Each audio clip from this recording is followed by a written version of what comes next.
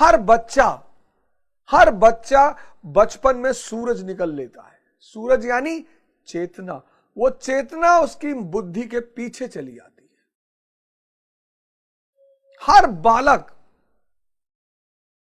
हर बालक जब बड़ा होता है तो सूरज को निगल लेता है। सूरज यानी उसकी चेतना, उसकी रोशनी, और उसीलिए उसके तीनों लोक में अंधेरा छा जाता है। शरीर के लोक पे, मन के लोक पे और चेतना के लोक पे। बाल समय रविभक्ष लिहो तब तीनों लोक भयो अंधियारो, और 23 त्रास भई जग में यह संकट काहू से जात न टारो। देखो परेशान है लोग, रेंज रोवर वेल्लार पे चल रहे हैं, जिंदगी में शांति नहीं है। मर्सिडीज पे चल रहे हैं, जिंदगी में शांति नहीं है, खुशी नहीं है, आनंद नहीं है। क्योंकि वो जो अंदर का सूरज है उसको बाहर निकालना पड़ेगा, उस चैतन्य को फिर से खोज करनी पड़ेगी। बस ये समस्या हो गई, बस ये समस्या हो गई। धर्म की जो भाषा है वो रहस्यवाद की भाषा है। अब गणेश जी हैं, अब समझो इस बात को। ये जो तुमको भड़काया जा रहा है धर्म के खिलाफ, हनुमान जी इन्होंने बालपन में सूरज को निगल लिया। सूर्य यानी चेतना, उसकी चेतना बुद्धि के पर्दे के पीछे चली जाती है, इसीलिए उसके जीवन में अंधकार छा जाता है। अब गणेश जी, इंद्रियों का भगवान कौन? इंद्रियों का भगवान मन। तो जब भी हम कोई पूजा शुरुआत करेंगे, कोई अच्छा काम करेंगे, तो हम मन को सबसे पहले नमन करेंगे कि प्रभु विघ्न मत डालना। इसीलिए हमने गणेश जी को कहा विघ्न हर्ता।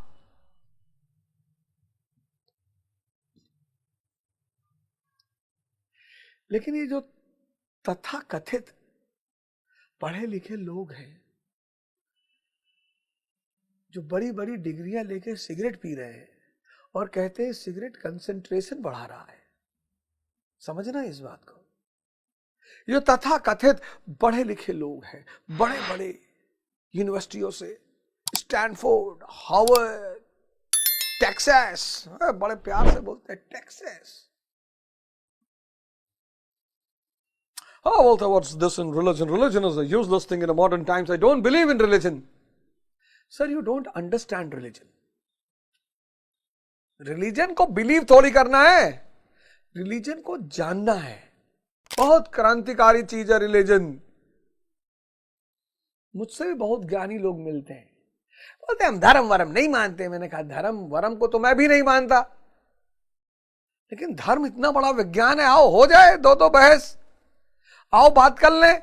What bullshit. लो 2-3 अंग्रेजी का शब्द पकड़ लिए, बुलशिट, रबिश।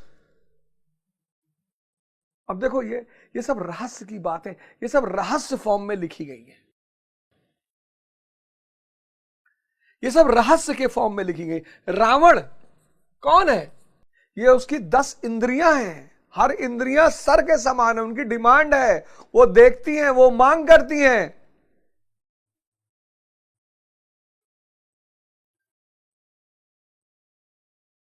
इस विज्ञान को समझने के लिए इसके अलग वैज्ञानिक हैं। पुरोहित इसको रट लेता है, पुरोहित की भी भूमिका है, इसको बताने में पुरोहित की भूमिका है। जैसे नर्सरी के टीचर हैं, क्लास 6, 7, 8 के टीचर हैं, तो पुरोहित स्कूल का टीचर है, जरूरत है उसकी। वो पुरोहित क्या करता है? पीएचडी की तरह बात करने लगता है, वो वहीं फंस जाता है, वहीं वो अपना भी नाश करता है और समाज का भी नाश करता है। वो स्कूल का टीचर है।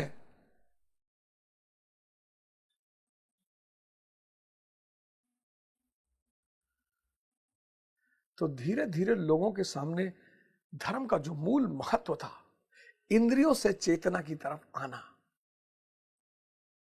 पिछला एपिसोड आशा करता हूं आपके लिए बड़ा महत्वपूर्ण रहा होगा, बहुत महत्वपूर्ण। इष्ट चिंतन बनाइए, कोई इष्ट जिससे कि विषय चिंतन से आप दूर जा सके, आपकी बुद्धि का विकास हो सके, विजडम पैदा हो जाए, विवेक पैदा हो जाए, और वो विवेक आपके जीवन की रोशनी को जला दे। आप स्वाद के लिए ना खाएं, आप स्वास्थ्य के लिए खाएं।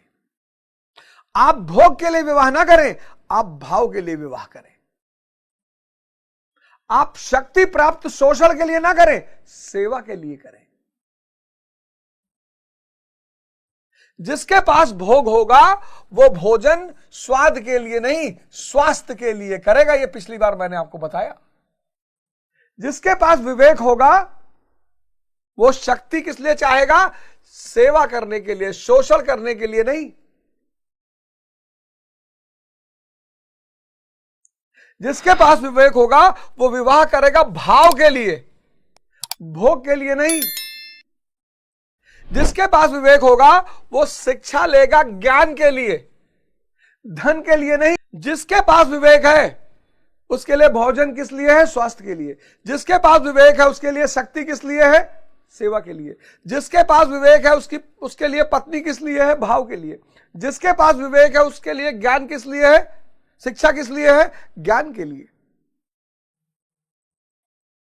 और जिसके पास विवेक नहीं है उसके लिए भोजन क्या है? उसके लिए ज्ञान क्या है? धन अर्जन करने का माध्यम, नौकरी।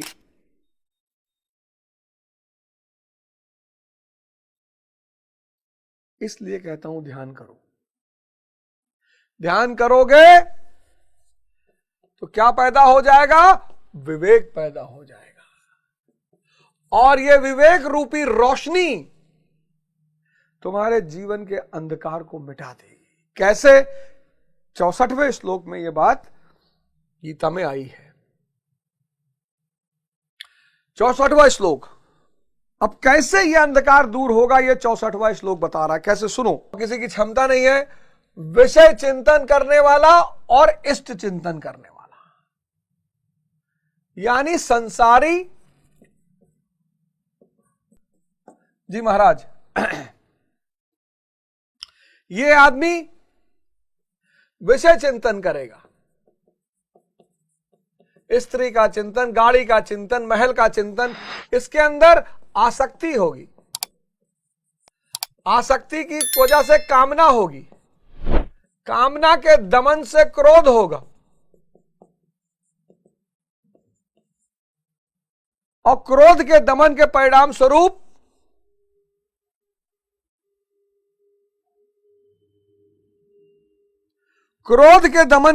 स्वरूप अविवेक, मूढ़ता। अविवेक के परिणाम स्वरूप स्मरण शक्ति भ्रमित होगी।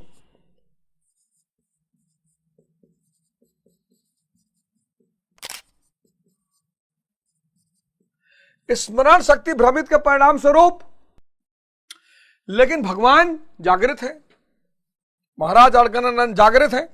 तो अब इनका लक्षण क्या होगा? दोनों लक्षण समझाए। अब इनका लक्षण, आत्मा की विधि को प्राप्त प्रत्यक्षदर्शी महापुरुष राग द्वेष से रहित, राग द्वेष से रहित, राग द्वेष से रहित।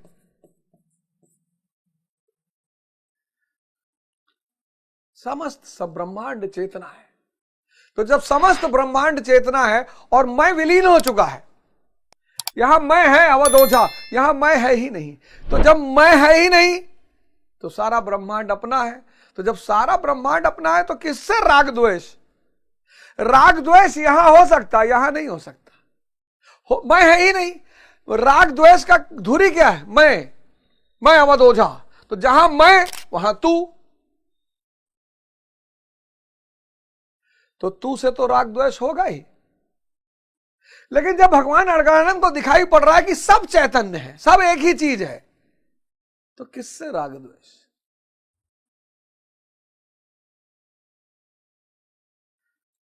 जागृत पुरुष के अंदर राग द्वेष नहीं होता, होने की बात ही नहीं। भाषा की कुछ सीमाएं हैं,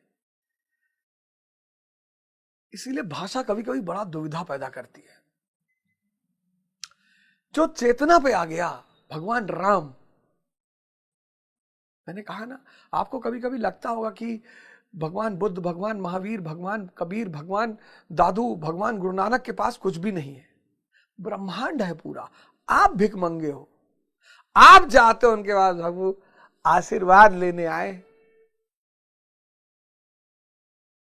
मैंने मर्सिडीज में बैठ के अगर आशीर्वाद लेना पड़ रहा है एक ऐसे आदमी से जिसके पैर में चप्पल नहीं है, तो तुम समझ सकते हो उसके पास कोई कितनी बड़ी चीज होगी।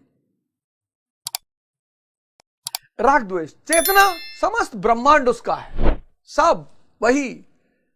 जहां देखता हूं वहां तू ही तू है, तेरी सी खुशबू या तेरी सी बू है, सब कुछ वही है। तो राग द्वेष नहीं होगा।